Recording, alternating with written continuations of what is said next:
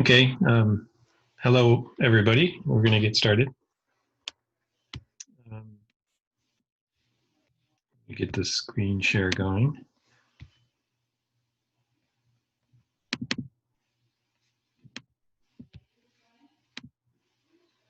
So last time I talked about adder circuits.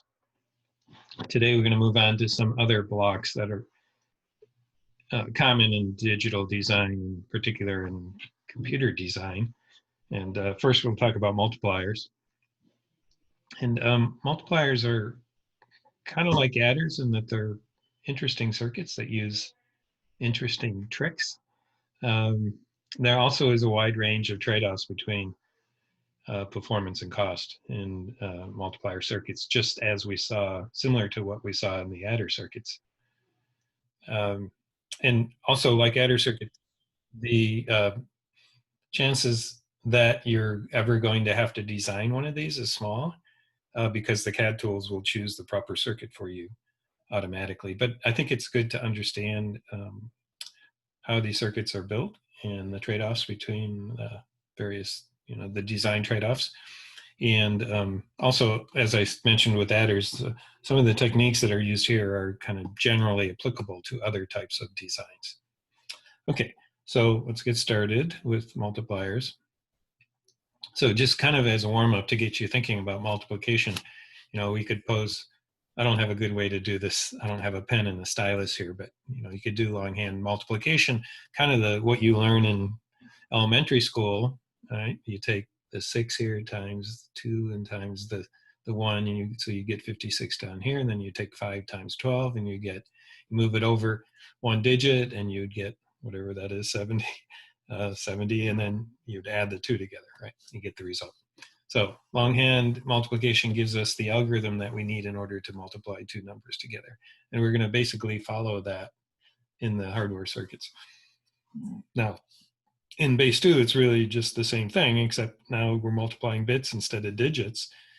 So, and that means the partial product that you get down here is either going to be exactly this 0, 1, 1, right? Or it'll be all zeros. So that multiplication step where you multiply one digit times the top number here, that gets simpler in binary because multiplication by a single bit is just it's kind of AND function. Either you get all zeros or you get that number itself, right? So in its general form, it kind of looks like this. So just so we get our names right, the thing on the top we call the multiplicand, and the thing on the bottom is the multiplier. So we're going to multiply the multiplier times the multiplicand. And we generate these, as I just described, the process is to generate these partial products, right, based on the bits of B and the bits of A. So the first partial product is all of A times the low bit of B. Right? Next partial product is the next bit of B times all the bits of A. Right?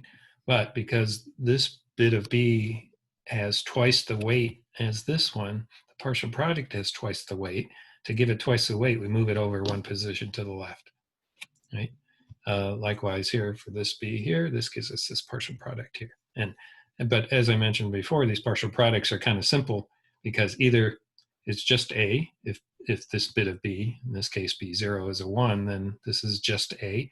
If B0 is a 0, then this is just all 0. Okay, but anyways, once the partial products are formed here, we can add them up, right? And we just add up the columns of bits and possibly have a carry over to the next column, right? And so we just add it all up and we get this partial product, or we get the final product. And it's the property of multiplication that when you multiply two n-bit numbers together, for instance, in this case, two 4-bit numbers, the result can be 2n bits in width, or in this case, it could be 8 bits. Is it 1, 2, 3, 4, 5, 6, 7, and then we might get a carry, which would provide the top bit here. So we have 2n bits in the result. Now, there's many different circuits for multiplication, and as I said at the beginning, each one has a different balance between speed and performance. and speed, performance, speed, and the amount of logic or the cost. So we're going to look at some of those circuits. They're kind of interesting. Okay, so the first one is a simple multiplier we call a shift and add multiplier. And the way this one works is by one step at a time, it forms the partial product and it adds it in to the running total of all the other partial products. Right. So it's kind of like, if we go back here, we're going to take n clock cycles, and on each clock cycle we're going to generate one of these and add it into the sum of all the previous partial products. Right. And so that circuit kind of looks like this. There's an adder here that's going to add the partial products. There's some registers, and there's this multiplexer. The multiplexer in this case is performing the multiplication operation. It's going to take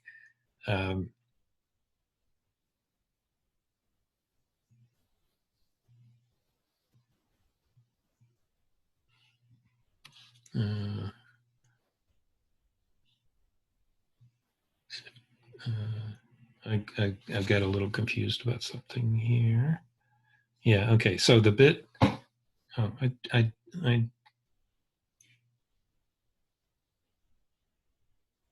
okay. Okay, sorry. Yeah, okay, so B, I got mixed up B and A. So what we're gonna do is look at each bit of B one at a time.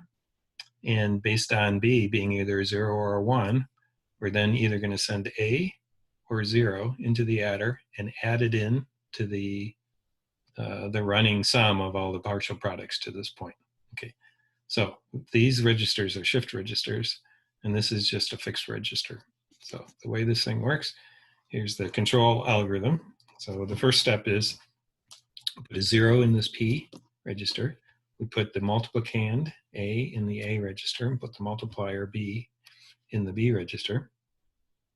Okay, then we look at the low bit of B. If it's a 1, then we add A to P and put it back in P. Right?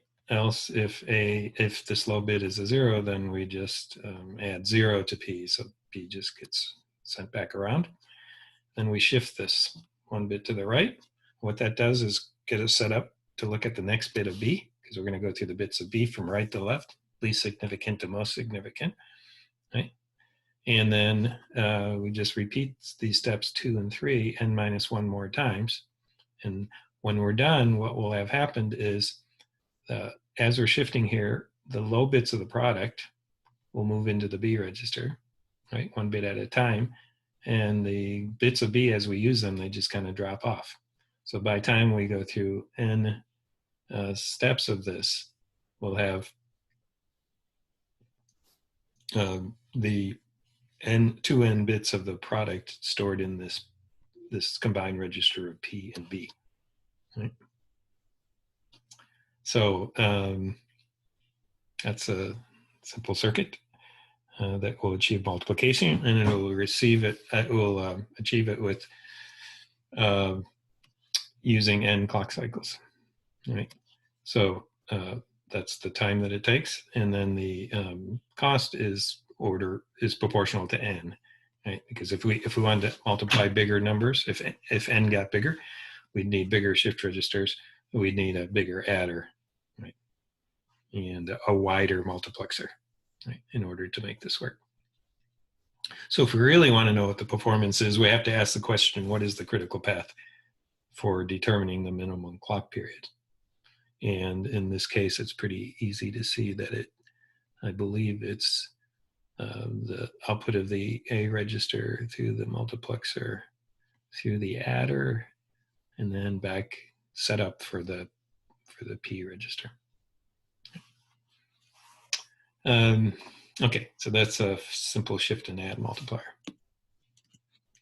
Now, if we interest that, as I shown it really only works for unsigned numbers. And the thing about multiplication, unlike addition, so when we studied adders, we could add positive numbers or we could add negative numbers. The circuitry is the same, or we can mix add a negative to a positive, or vice versa. Because that's a property of 2's complement, is that the addition, in fact, one reason why 2's complement was first adopted was that if you use 2's complement numbers, the adder for adding positive or negative numbers is all the same. It's the same circuit that works for them all. In the case of multiplication, if you build a simple multiplier like this, it really only works for unsigned numbers. And the reason is the property of 2's complement, which I'm showing here on the next slide. You can see that if you look at, for signed numbers, 2's complement in particular, the most significant bit of the word has negative weight, right? So if we look at a representation for, let's say, -6, we know in 2's complement, it's 1, 1, 0, 1, 0. Right? You remember how to get a 2's complement number? You take you find the binary representation of the unsigned version, so it'd be 6. In this case, it'd be 0, 0, 1, 1, 0. Invert all the bits and add 1. If you do that, you'll get this representation for -6. Okay, but how do we interpret this? Well, the proper way to interpret this is that each bit has a weight depending on its position, right?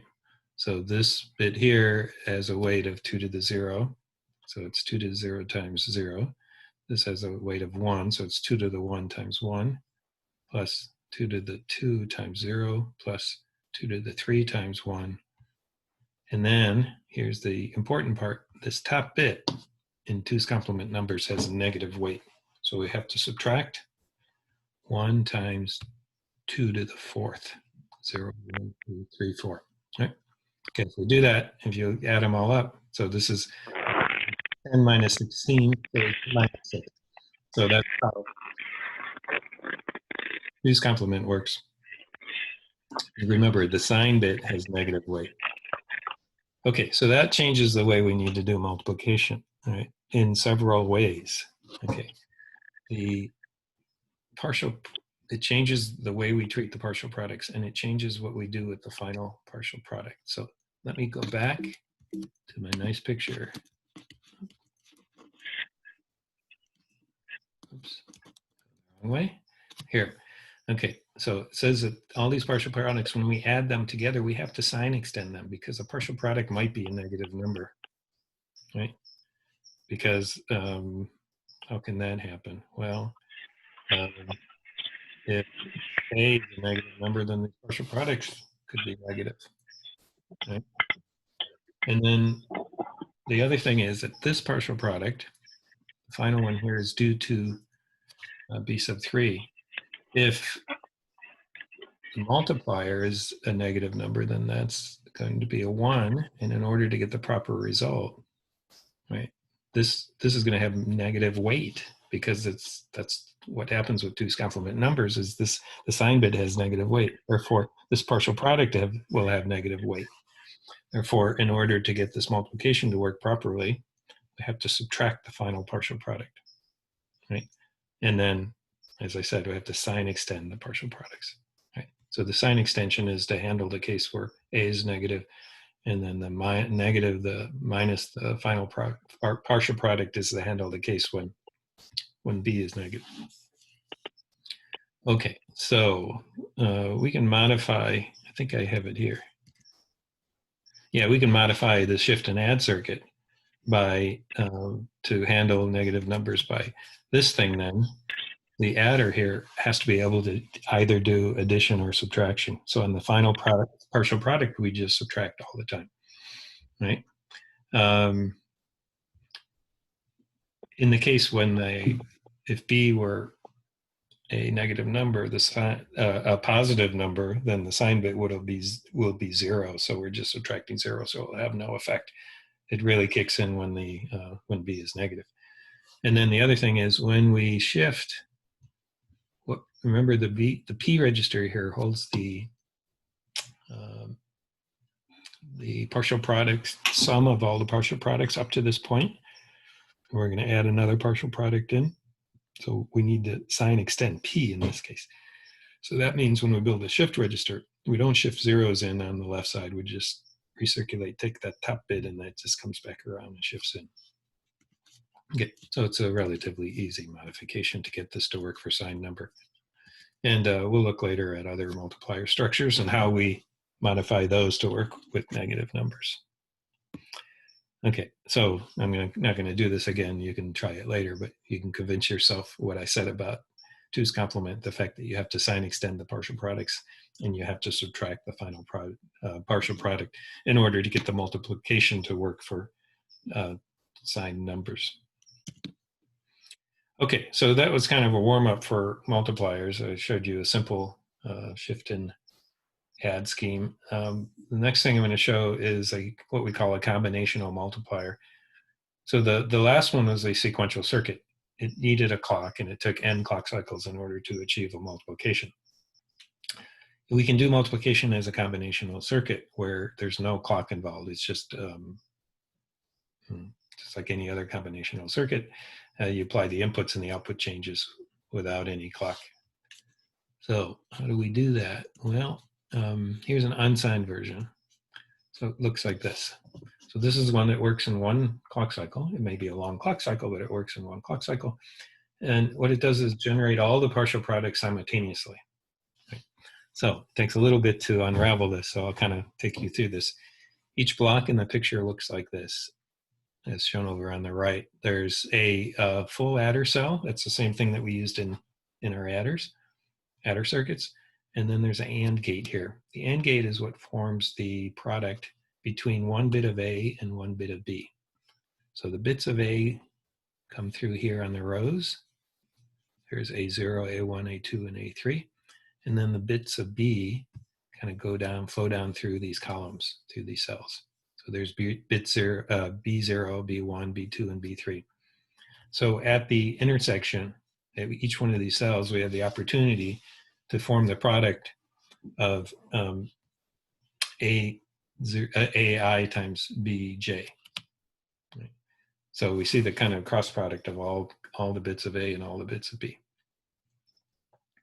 Okay, but if you think about it, this A0 times all the bits of B, that's A partial product, right? And then here's the next partial product, A1 times all the bits of B. I think I kind of I changed B and A here from my previous pictures, but it's the same idea. And then here's A0 times all the bits of B, and then here's A3 times all the bits of B. So all the partial products are formed on these outputs of the AND gates. And then we use the full adder cells to add all the partial products together. Effectively, if you look here, the carry in of one cell comes from the carry out of the cell to its right. Okay, so this is forming effectively a ripple adder here.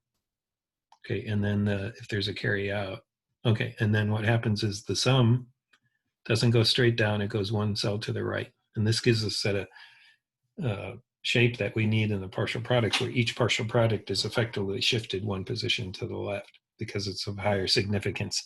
And that's achieved by the wires kind of running at an angle like this. Right? So we add this result of the bit to the low bit position of the next cell down. And then if there's a carry, it gets added, it gets brought over to the next column. Right? So put the bits of A in, put the bits of B in. The first partial product flows down from the first cell into the second, gets added into that partial product. The sum of those two flows down to here. Now you have 3, then the sum of the 3 go down to here, and you get the sum of the 4. And the result bits kind of come out. Here's the first result bit product P0, then P1, P2, P3, and then 4, 5, 6, 7 come out there. All right, so that's kind of the simplest so-called array multiplier because it's an array of cells, right? And it is a combinational circuit. There's no clocks involved.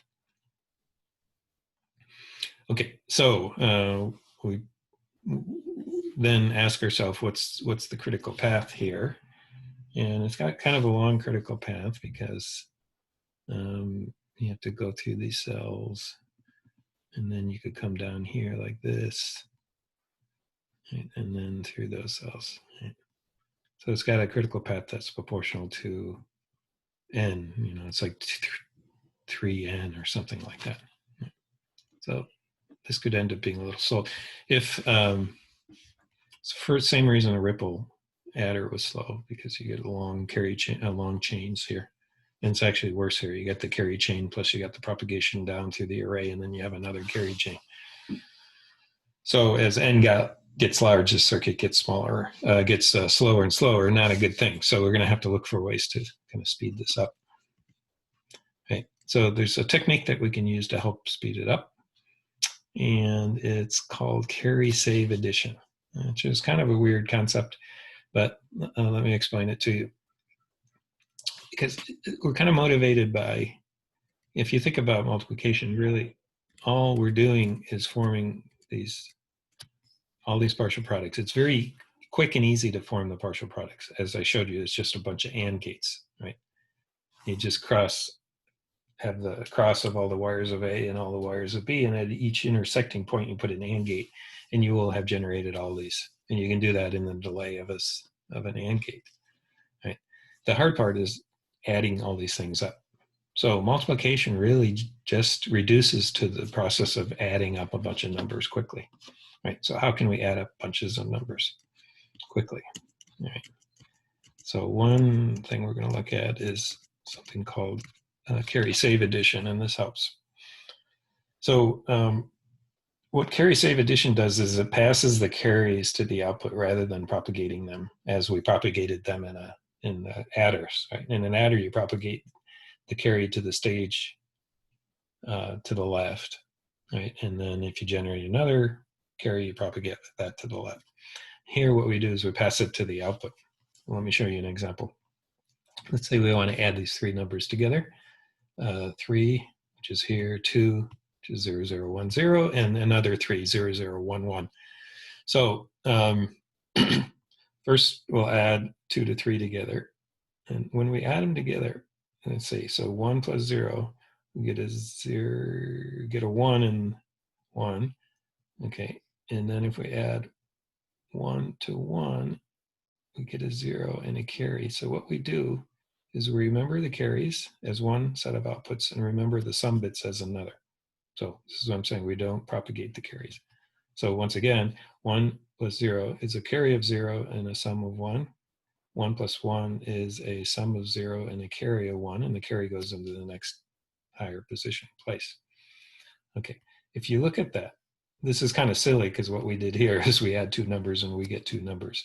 We just kind of came up with an alternative representation for 5. Here, 5 is 3 plus 2. Here, 5 is 4 plus 1. Okay, but what we can do now is come and add another number. We'll add our other 3 here. So now we can add these 3 bits together and store the result in this carry save format.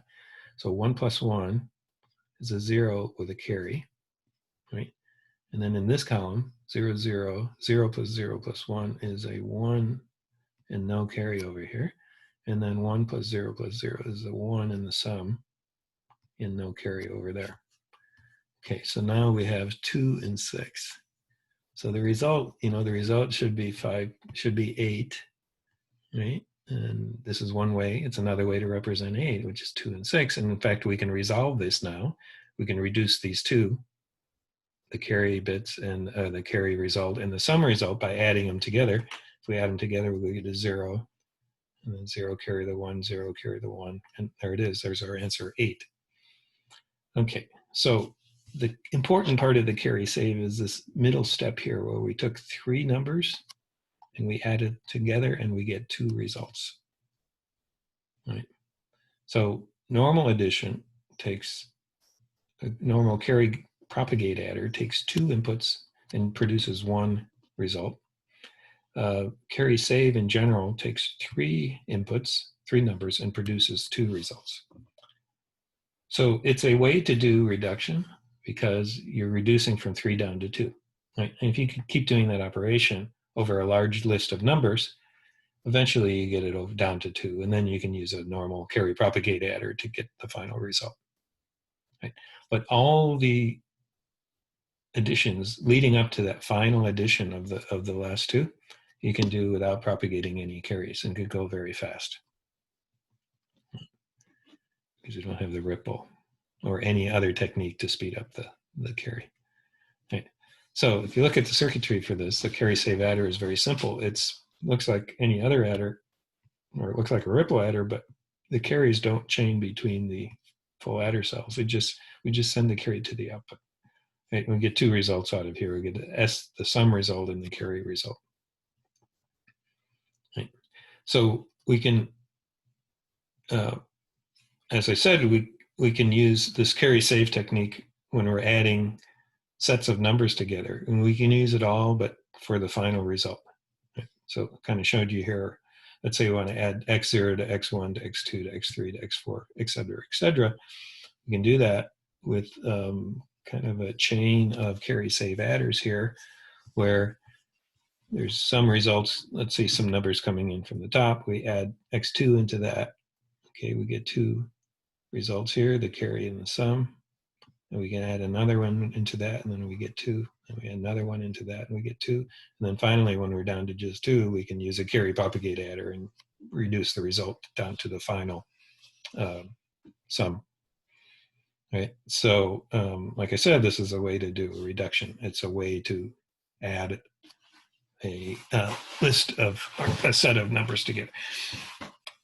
And it's relatively cheap, same cost as a ripple adder, but it's very fast because the only propagation delay through this is from the input through the full adder cell. So it's a couple gate delays. All right, so this is a technique. We can use that in our multiplier, right? Because we said the critical path, the slow part of the multiplier was in rippling through these adders, right? But instead of using ripple adders, we use carry save adders, right? And in fact, in a structure very similar to what I show here, and that's what's here. So we took our array multiplier and use carry save addition, and it's a little messy here, but you can kind of see now where the carry bits, instead of connecting kind of horizontally here, they connect vertically down to the next row.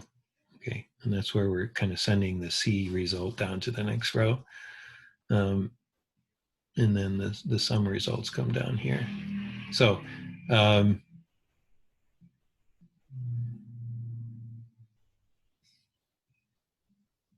yep.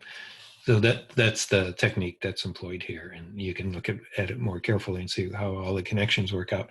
And then at the very bottom, you can see there's two sets of results that come out here, and then those get added together down to a single result here using a fast carry propagate adder. Okay, so that's the carry save technique. So that can then save us critical path. Then we get rid of this kind of horizontal path, and now we just have a vertical path down through the array. So the delay here should be closer to n rather than 3n. Right? Now we can take this a step further, of course, because carry save addition is associative and commutative. So what I showed previously was something like add x0 to x1. And assume these are partial products for now, but they can be any numbers. But assume we're interested in multiplication, and so these would be the partial products. And so I showed you a tree, and in fact, the structure of the multiplier in the last page, last slide, did like x0 plus x1, and then add x2 to it, then x3. But you could actually kind of reassociate things. As we do with any good tree, and if we make it a balanced tree, then we can get a delay that's proportional to the log.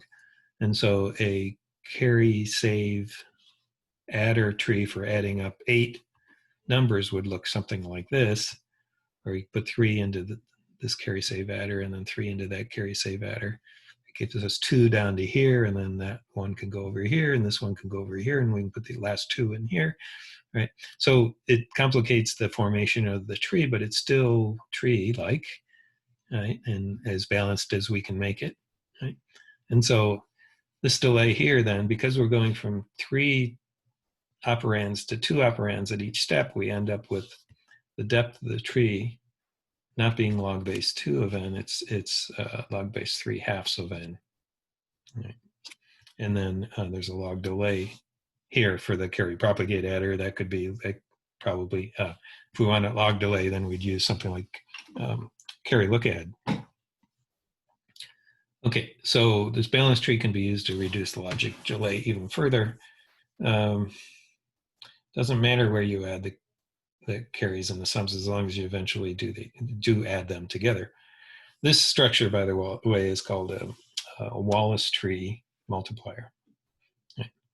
And what it means is the partial products are summed with using this carry save arithmetic technique. And then there's a fast carry propagate adder used for the final sum. So with this type of multiplier, we get delay proportional to the log 3/2 of n plus log 2 of n. But overall, it's order log of n, which is good. That's what we want. Okay. So one last thought about this type of multiplier is that we can sometimes we split the processing across clock cycles by pipelining the multiplication process. And multipliers are easy to pipeline because you can kind of cut it anywhere in between this propagation of partial products down in the summation of the partial products by putting registers there. Here's one example. One typical way to do it would be to make it a 2-cycle multiplier. In that case, we put registers, before and perhaps after this the carry propagate adder, because if you look at the delay, the delay through this part of the multiplier might be approximately the same as the delay through the carry propagate adder, because this is kind of log base 3/2 of n, and this will be kind of log base 2 of n. Right? So that would be a typical thing to do. Even though I show a ripple adder here, you'd probably have a carry look ahead adder for the final addition stage. Okay, so just keep in mind, you can always pipeline. Multipliers are easy to pipeline. Okay. Anybody want to ask anything? Okay, we'll keep going. I'm going to skip this section for now. Okay, I want to show you this multiplier, which is kind of a curious thing, because as you know by now, I kind of like this idea about thinking about trade-offs between cost and performance. And we showed you that for adders, and a similar thing for multipliers. So I showed you first the shift and add multiplier, which had a delay of n and a cost, which was order n. And then I showed you the array multipliers. And because of their nature, the way we built them, there's n squared full adder cells in there, right? Because there's one for every we form the cross product of the A bits and the B bits. The cross product means it's n bits of A times n bits of B, so you have n squared full adder cells in that case. And so the cost was n squared, and the the best case delay is something like log of n. Here is an extreme multiplier where it's extremely cheap, but extremely slow as well. So this one takes n squared cycles. Instead of using n squared hardware, it uses n squared cycles. So this is how we trade into the time domain from the space domain. And the cost is, if you count the registers, it's order n. But as far as the kind of the part of the circuit that's doing the real work, it's kind of constant. Right? There's one full adder cell. So what this is a scheme, and using one full adder cell and one multiplier, one AND gate to multiply two n-bit numbers together, and to do it by taking n squared cycles. And the way it works is there's two loops. You can see in the control algorithm here, there's repeat for n cycles, shifting the A register, right? So in every clock cycle, we see a new bit of A. And then the B register is shifted at a rate 1/n of that, right? So we'll get the low bit of B, and then by circulating the A register, it gets to get ANDed with every bit of A, right? And it gets sent on. And then after we shift A all the way around, we shift the B register one time, and then that gives us the next bit of B, and then we shift A all around, and so that next bit of B gets to get multiplied by every bit of A, right? So that's how all the partial products are formed, kind of one bit at a time over n squared cycles. And while that's happening, this part of the circuit uses the full adder cell along with this register, which holds the partial products, and they get recirculated back in here. So as we're generating the bits of the partial products, the bit of the sum of the partial products so far gets sent over here and gets added in, and then that forms the new partial product or the new sum of the partial products in this register here. And as they shift, the result bits get shifted off to the right. So you can look at this more in detail later, but if you understand how multiplication works, you should be able to figure out how the circuit works. So it's kind of an interesting example of very small circuit that can achieve multiplication, but achieve it over a long period of time. So obviously, if n were 64, this would take a lot of clock cycles, right? It'd be and 64 squared, which is 2 to the 12th, or 4,000 clock cycles to do multiplication. But if that's all you needed and you didn't want to use much chip area, if you only needed multiplication occasionally and you didn't want to take a lot of chip area to do it, this might be an appropriate way to do it. It just all depends on the situation. You wouldn't use this for a processor because processors like to have multiplication that can happen within a couple cycles. Or maybe even one cycle if that's possible. Okay, so last thing with multipliers, I think I'm going to talk about signed array multipliers. So I talked about how to do signed multiplication for shift and add.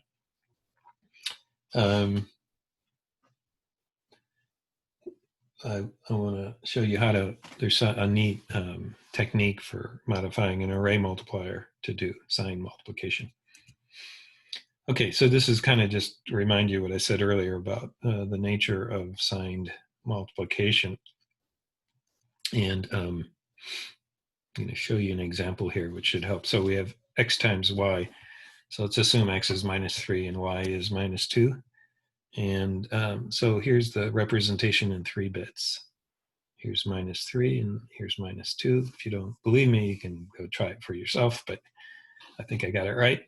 Okay, so then we're going to do longhand multiplication here, but paying attention to the fact that we need to subtract the final partial product, and we need to sign extend the partial products. And you'll see why here. Okay, so we have 0 times 1, 0, 1, which is all zeros here.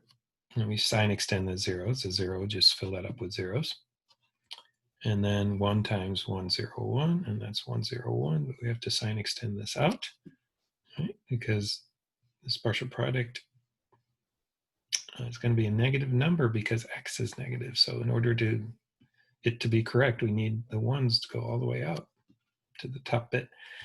And then likewise here, we'll get another version of that here. And then because this bit has negative weight of x, this partial product, which is generated from that bit, this partial product is negative weight. Therefore, to get things to work out, we have to subtract that partial product instead of adding it.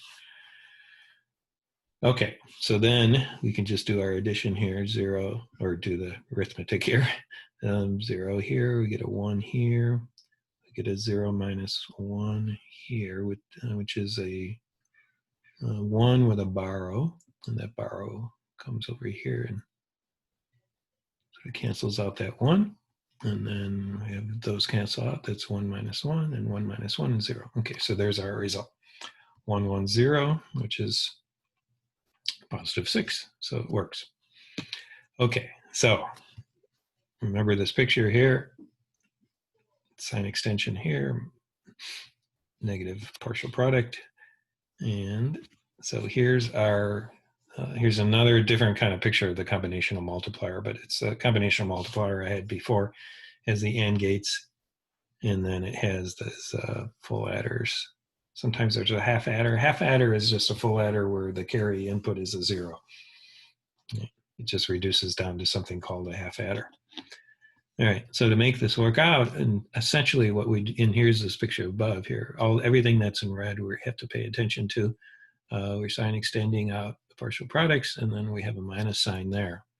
Okay, in this picture, what that means is we have to add extra hardware here to deal with all these bits up here in this red area, right? And here's these lines here, these purple wires, those are doing the sign extension into these cells. But then we have to do the carry propagation and resolve the arithmetic on each row here. So that's why we need these extra full adders. And then this negation here, this minus, we can do the same trick that we used before. If we were going to subtract a number, we can just add its 2's complement. And the way to get this 2's complement is to invert all the bits. And so we're inverting the outputs of the AND gates. Okay, it gives us the inversion. And then use a full adder here instead of a half adder. And we put a 1 in here. Right? That gives us the ability to add 1 extra bit in the least significant place. So that effectively turns this last row into a subtract instead of an add. Okay, so so we have to add extra hardware here for doing signed, and we don't like that because we don't like adding extra hardware because it adds extra area and slows things down and it takes more power. So let's see if we can find a way to get rid of this extra hardware. So there's this clever trick here invented by these people. And I'm gonna show it to you in several steps. So the first step is kind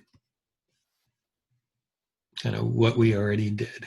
Okay, it's what we're saying here is sign extend and subtract the final partial product.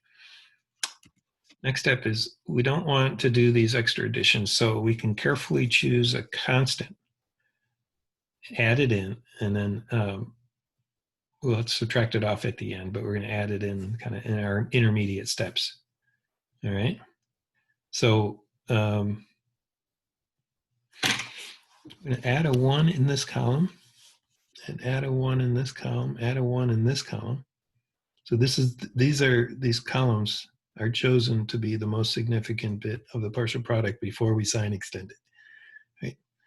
And then this last row here, we're going to convert this to, it's just the trick I talked about before. We're going to convert this to 1's complement. We're going to complement all the bits and then add a 1 in this bit position here. Okay.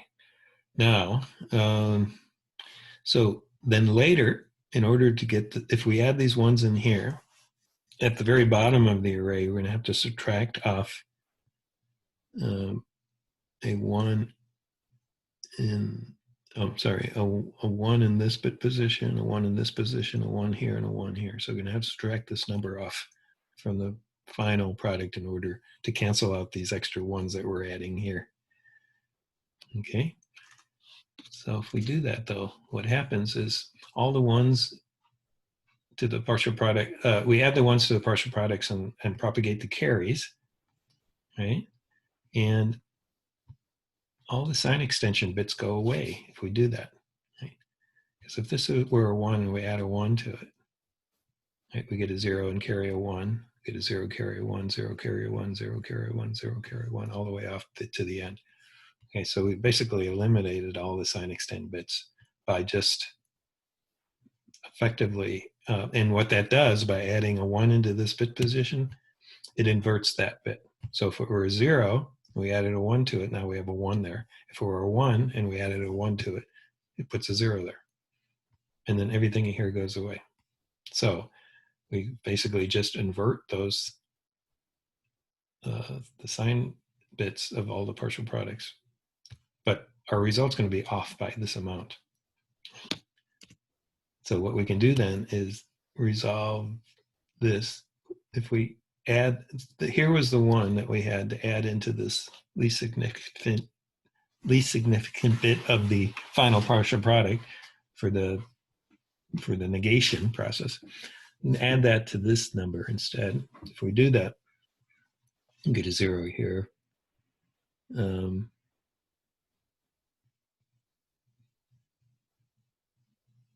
this work out? We'll get a 1. So we end up with a 1 here. Hang on, need to check. I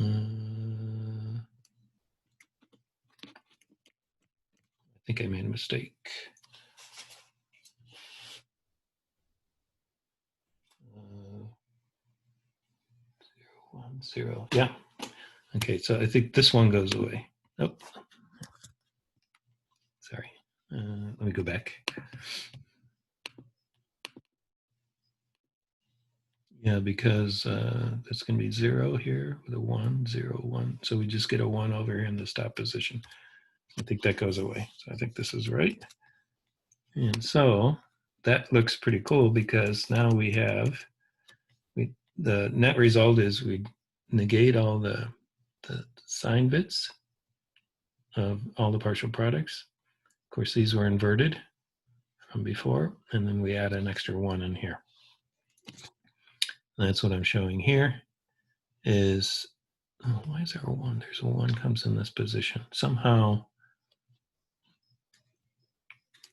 I messed up. I'm sorry.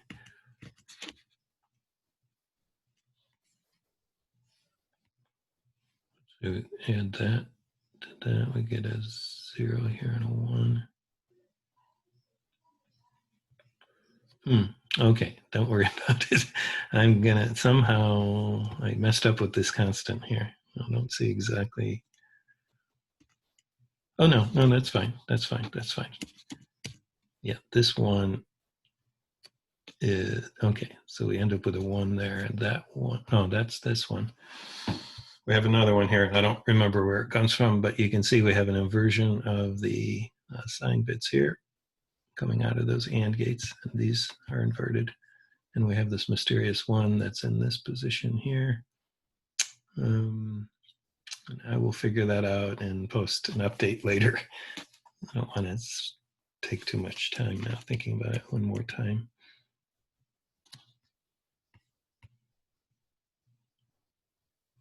Oh, this is subtract. Yeah. Sorry. This is a 1 here. Yes, I forgot. Okay.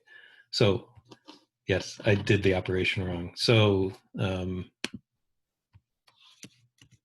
we get to this point. We need to subtract this number from this number. And if you do that, then you end up with, this is the result. All right. So this line here, 1, 0, 0, 1, 0, is the result of subtracting all those ones from that 1 there. Okay. And these ones were all put in because that's the correction factor that allows us to invert all the sign bits. Okay, so you go through this transformation, we get to this point, which is repeated over here in this slide. And the circuit structure reflects that now. We have the inverted sign bits. That's a bubble there, there, there, and there. We have the inverted lower bits of the final partial product. That's for the negation. We have a 1 in this bit position, which is in this column here. We need to add that in, so we have put that into this input at the full adder, and then we have another half adder here at the end to add a final 1 into this carry to get us our top bit of the result. Okay, so if you look at this, then it's essentially the same amount of hardware, just slightly more hardware than the unsigned version of the multiplier, and it allows us to do signed multiplication. It's a bit complicated, but it's a nice trick. And so you can try it out yourself.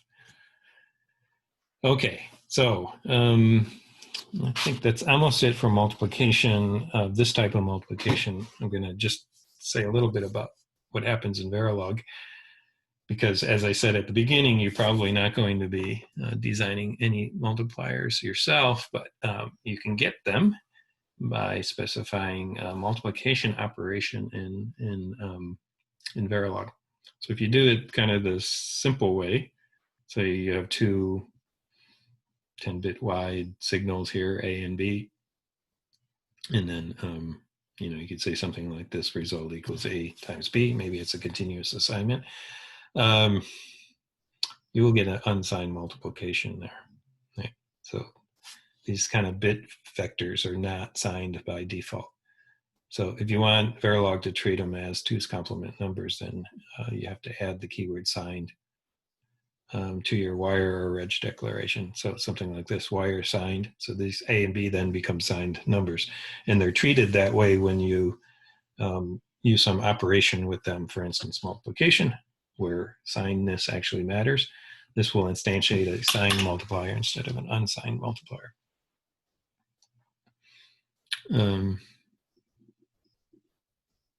So it's true for some other things like arithmetic shift operations. So there's a signed keyword, and you can kind of use this directive. You can cast something that was, if it was declared here as not signed, in context, you can make it signed by using this this directive. Okay, and then you can make a signed constant in Verilog with using sh. So for instance, s and then something like sd or sh in this case is a hex number that's treated as a signed number. In this case, it's 10 bits, something like 37C. Okay. All right, so that's it for general multiplication. Right. And when I say general multiplication, I mean when both A and B are variables. Neither of them is a constant known at compile time or at the time when the circuit is designed. Right. So there's another type of multiplication, as I call it constant coefficient multiplication, and that's when one of the two numbers is a constant, meaning it's known at the time we design the circuit or at the time when we specify the Verilog. Excuse me. So far, all of our circuits, both the multiplicand and the multiplier, can vary at runtime. But what if one of the two is a constant? If it's a constant, then things can get simpler, and we should take advantage of that. Right? It comes up often in signal processing and other hardware. For instance, if we had an equation like this, y sub I equals alpha times y sub I minus 1 plus x sub I, you might recognize this as a digital filter of some sort. It's often the case that alpha is a fixed number. It's not going to change ever, right? So alpha would be the constant in this case. So we'd have this kind of multiplication of x times y sub I minus, or alpha times y sub I minus 1. And this would be this type of constant coefficient multiplication. Alpha is the coefficient in this case, and it's a constant. So we could use a circuit that's a little simpler for this multiplication than what we've been looking at, because alpha can be hardwired into the circuit. So we can take advantage of this. Let me show you, first of all, a really simple case. If C, the constant, so we're doing C times X. Let's say C is a power of 2, then the multiplication is just a shift of X. You know that, right? So 4 times X is just shifting X 2 places to the left. So kind of in a circuit form, it would look like this. X would come in. Here are the bits of X, X0, X1, X2, and X3. And then the output is Y. So the output of the 2 low bits of Y would just be 0. And then the high bits of Y would be occupied by the bits of X. Right? So by moving X over 2 places, we've increased its weight by 4. Right? 2 times 2. Right? So this is a nice way. If you know C is a power of 2, then the multiplication should be very easy to implement. It's really just kind of a wiring of the signals. There's no real gates or transistors involved. What about division? So if multiplication works by shifting to the right, you would think that division could be achieved by I mean, multiplication is shifting to the left, you would think that division by a power of 2, something, a constant that's a power of 2, could be achieved by shifting to the right. Right? But it doesn't exactly work. It sort of works, but doesn't work out perfectly. So something to think about is, can you divide by shifting to the right? But we're not going to talk about division in this class. It's interesting, but a little too complicated. We don't have enough time. All right. So in general, though, let's say C is not a power of 2, but we can always form any number by a combination of powers of 2. So we can turn any multiplication by a constant into some combination of fixed shifts and addition. So here's an example here. If we look at 6 times x, okay, x is the variable. We don't know what it is. It has to come in as a signal, but the 6 is known. So we can view it this way. 6 times x is, in binary, 6 is just 0, 1, 1, 0. So this 6 is broken down into 2 to the 2 plus 2 to the 1.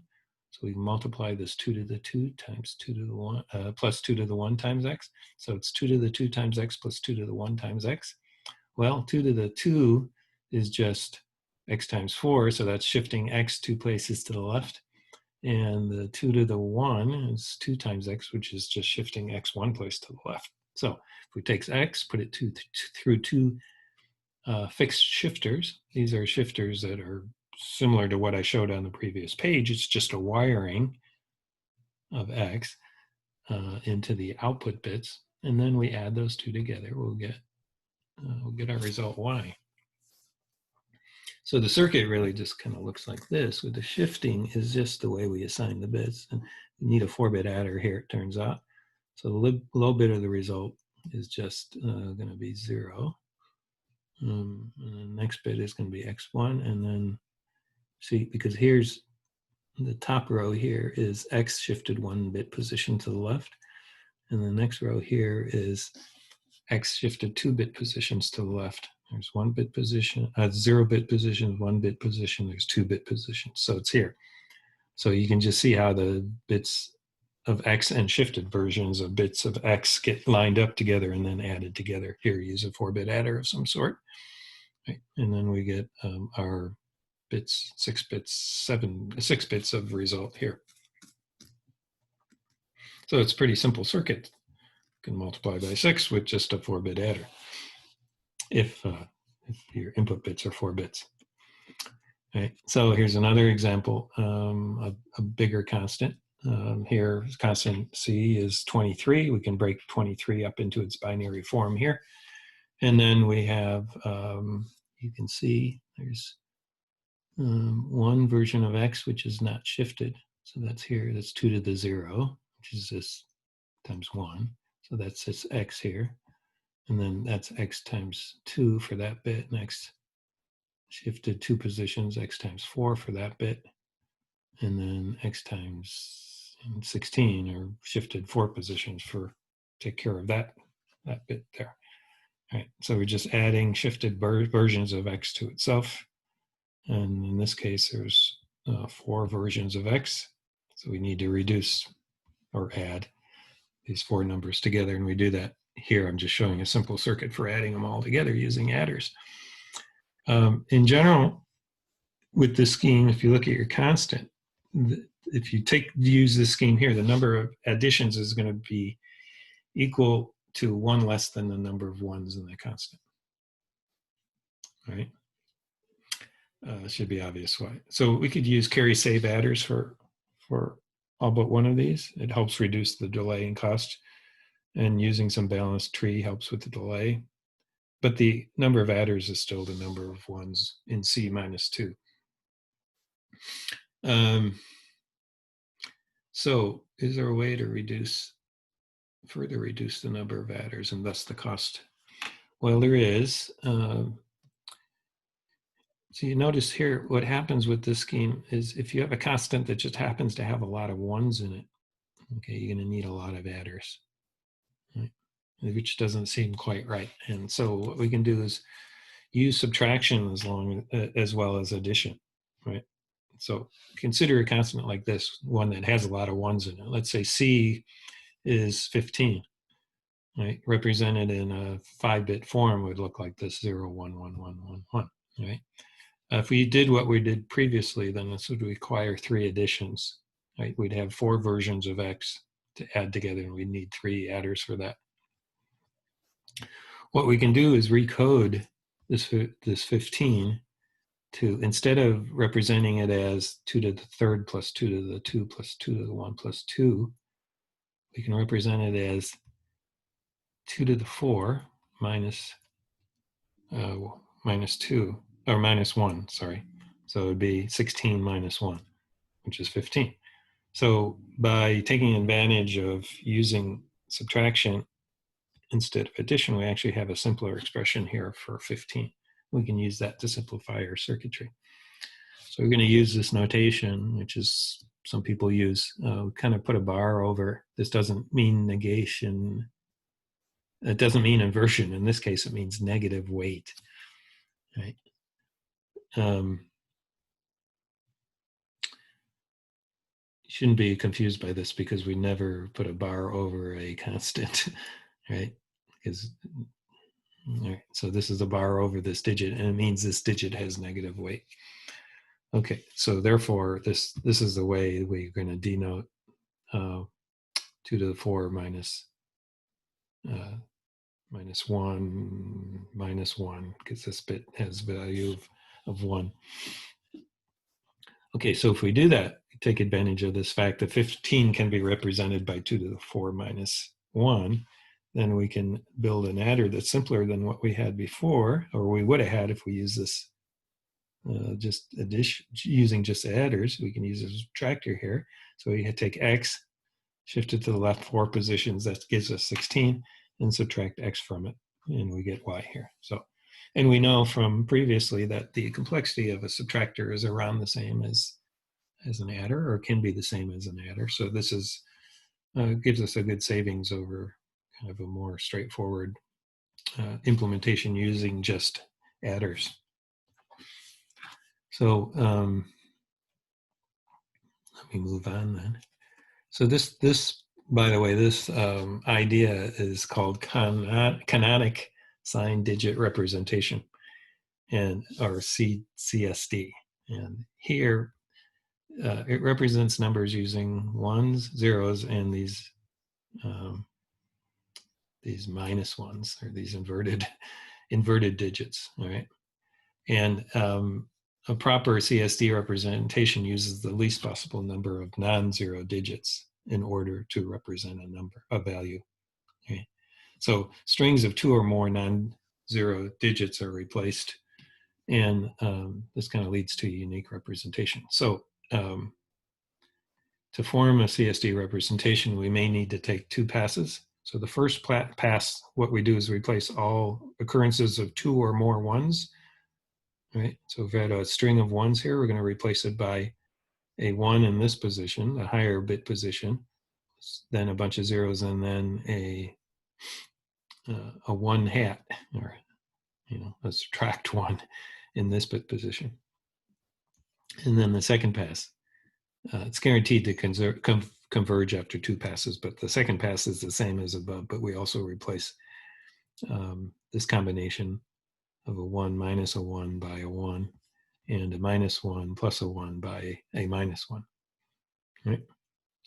And so here's some examples here. 29, we put it in its binary form, and then we look for long strings of ones, and replace it by this, right? And then make another pass, and nothing changes. So this is an optimal way to represent 29 by 32 minus 4 plus 1. Right? Here's another example, 23. It ends up looking like this, and some more examples here. Okay, remember though, to do this conversion, you may need to take 2 passes. Okay, so we can use this, as I showed in the last page, then to now when we build the circuit based on these constants, we use not just adders, but we use subtractors in the case, or subtraction in the case where the shifted version of the input x is corresponds to one of these negated digits. Okay, can we do better than this? Oh, by the way, if we build multipliers this way, then we're guaranteed to never have more than half of the bits or digits representing the word being non-zero. Okay, so it puts a bound on the number of non-zero bits, since it's n over 2, right? So that gives us a bound on the complexity of the hardware, and it's much better than what we had previously. Okay, we can do one more thing, further simplify, and this is something called KCM, which stands for constant, well, I guess it stands for constant coefficient multiply with a K for constant, but people call it KCM. Okay, I'll show you one example of this. Let's say we want to do y equals 231 times x. So here's our constant, 231. So if we do the most straightforward thing, just using adders, okay, we'd have to decompose 231 into this, 2 to the 7 plus 2 to the 6 plus 2 to the 5th plus 2 squared plus 2 to the 1 plus 2 to the 0 or 1 times x. That would lead to this configuration here. So we have this long bunch of adders. We could add these with a tree or something else, but it doesn't matter. There would still be all these shifted versions of x here. Now, if we use CSD, the canonic sign digit representation, this helps. Here, the CSD for 231 is shown here. It's 2 to the 8 minus 2 to the 5th plus 2 to the 3rd minus 2 to the 0. Okay, so then we have a subtract here for these two guys. Here's x, shifted 8 positions. We subtract the 2 to the 5th from it. We add in the 2 to the 3rd and then subtract x times 2 to the 0 from it. Okay, we get the result y here. So it's better than this version above. We can do one better, actually. We can, instead of doing just shift add or shift subtract, we can do shift add. We can kind of do multi-levels of this. And I'll show you what I mean by that. We can take, here's our 231 times x, and we can factor 231 into 7 times 33. Right? And we know 7 we can represent as 2 to the 3 minus 1. Right? That's 8 minus 1. And 33 we can represent as 2 to the 5th, which is 32 plus 1. Right? So if we do that and then implement this, we'll take x. We're going to get x times 7 here. So it's going to be that shift, which gives us x times 8 minus x. And we feed that one as the operand into a stage that does this part. So then we multiply that, which was x times 7 times 33. And to multiply that, x times 7, which is here, times 33, then we just have to shift it 5 positions to the left, and it gives us 32 times it, and then subtract one version of it off, and we get our final version y here. So that gives us even a more optimal solution in terms of the hardware. Here we'll get away with just 2 adders. Here we had, or subtractors. Here we had 3 of them. This is a really nice thing. It can help in some cases. Unfortunately, there's no simple algorithm to determine the optimal KCM representation. You need something that can quickly factor and find factors. It's often people just use a exhaustive search method. But if you can, and not all numbers lead, not all constants lead to an implementation like this that's more optimal than a CSD implementation. But for some numbers it is. So if you ever have to implement a constant coefficient multiplier, it may be, and you know, given your constant, you may want to see if it can get factored, and it can lead to a more simpler solution than this. Right. or if you have the ability to change the coefficient a little bit to lead to one of these nice solutions, that might lead to a simpler hardware solution, assuming you can tolerate a little bit of inaccuracy by changing the constant a bit. So people have been known to do that as well, change the constants in order to lead to a simpler hardware implementation. Okay, so that's all I wanted to say about multipliers.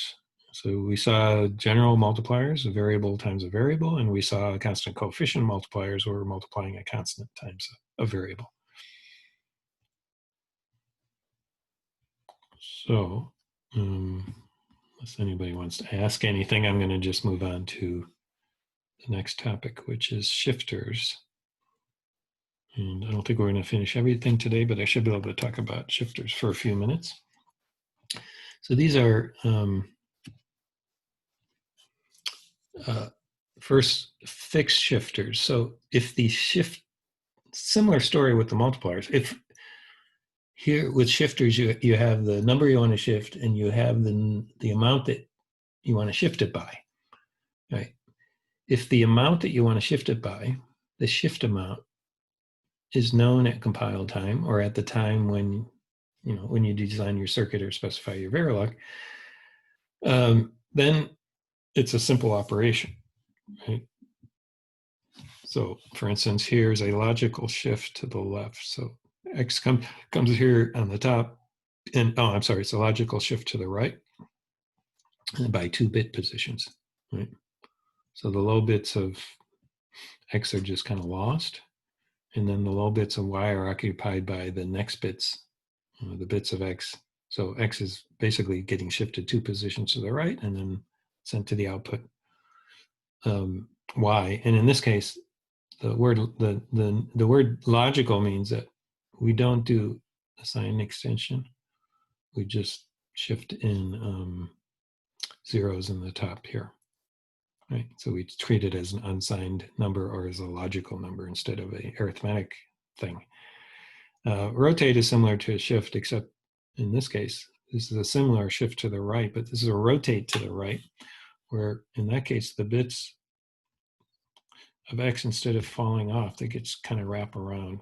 So X0 gets shifted into this bit position and X1 gets shifted into this bit position. So we kind of rotate the word instead of just shifting it. And then here's an arithmetic shift where, that's what I mentioned earlier, instead of logical, the top bits of the result are filled in from the sign bit of the input. So this preserves the signedness of X. So X now is just, the output Y is just a arithmetically shifted version of X, which, it's still a signed number. If X were a negative number, the Y would also be a negative number.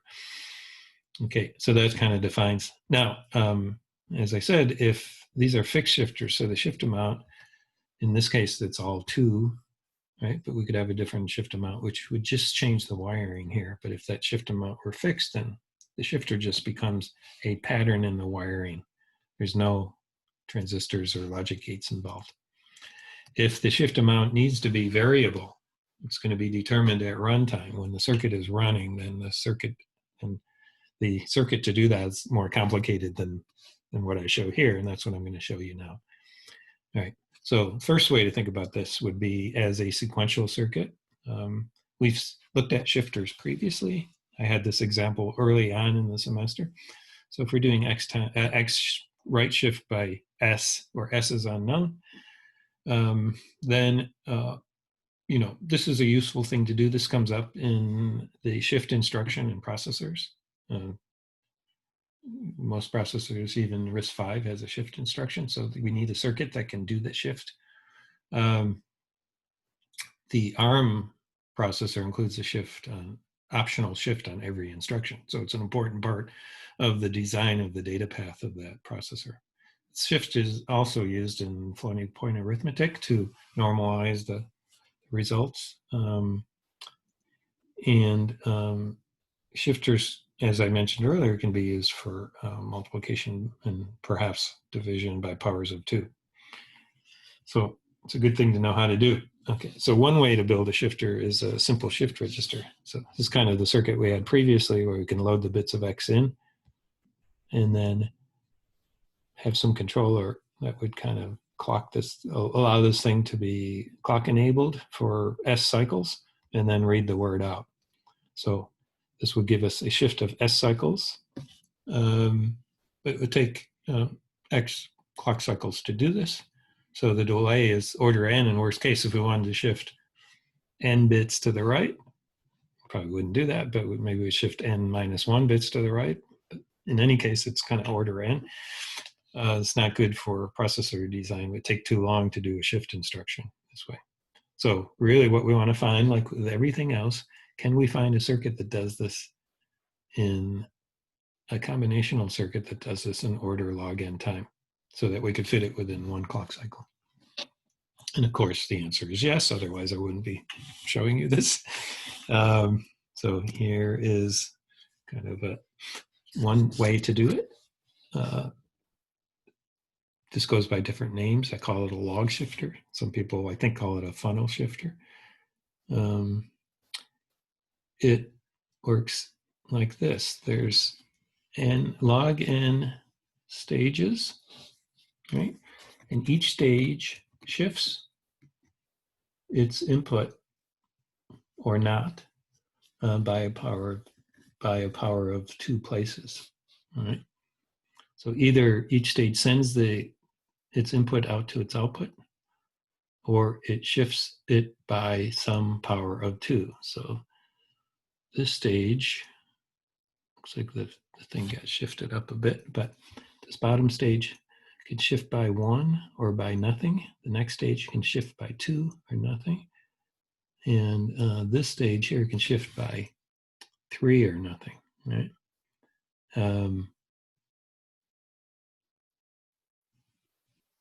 So this is an 8-bit shifter, right? So it shouldn't be an n over 1 over 2. That would be, oh yeah, that's right. Oh, I'm sorry, not 3, by 4. These are all powers of 2, right?